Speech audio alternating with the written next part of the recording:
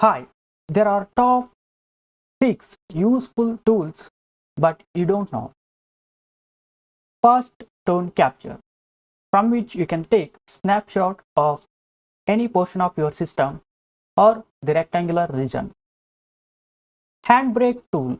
By using this, you can convert the large file with the file size GB to the file with the file size MB. Audacity. By using this tool, you can reduce noise in your voice. Screen marker. By using this tool, you can annotate your system and give presentation or record a teaching lesson easily.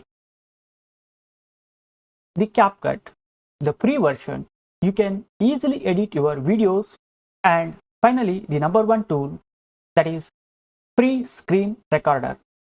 By using this tool, you can record your screen freely.